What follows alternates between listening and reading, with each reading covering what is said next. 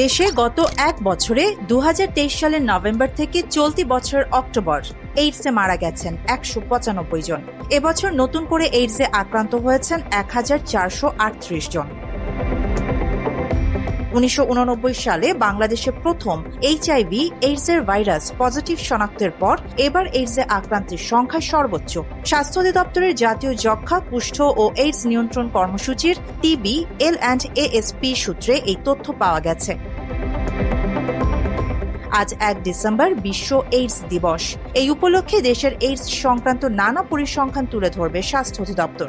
বিশ্ব এইডস দিবসে এবারের প্রতিপাদ্য অধিকার নিশ্চিত হলে এইচআইভি এইডস যাবে চলে। এইডসে আক্রান্তের সংখ্যা বাড়লেও এবছর এ রোগে মৃত্যুর সংখ্যা কমেছে। তবে বয়সে তরুণদের মধ্যে এ রোগে আক্রান্তের হার বেড়ে গেছে।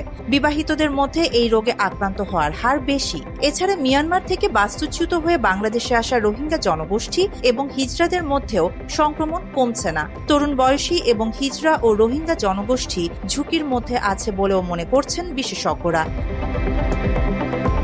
স্বাস্থ্য অধিদপ্তরের তথ্য অনুযায়ী দেশে 1989 সালে এক ব্যক্তির এইচআইভি শনাক্ত হয়। এরপর প্রতি বছরই এইডসে আক্রান্ত ব্যক্তি পাওয়া গেছে। 2-1 বছর এইডসে আক্রান্ত ব্যক্তির সংখ্যা কমে গেলেও বেড়ে যাওয়ার প্রবণতাই ছিল বেশি। 2020 সালে করোনা সংক্রমণের বছর বাদ দিলে গত 10 বছরে এইচআইভিতে আক্রান্তের সংখ্যা বেড়েছে।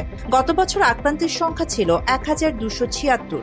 সে অনুযায়ী চলতি বছর 162 জন রোগী বেড়েছে। চলতি বছর নতুনভাবে আক্রান্তদের মধ্যে 63 ভাগেরই বয়স 25 থেকে 49 বছর আর 21 ভাগের বয়স 20 থেকে 24 বছর।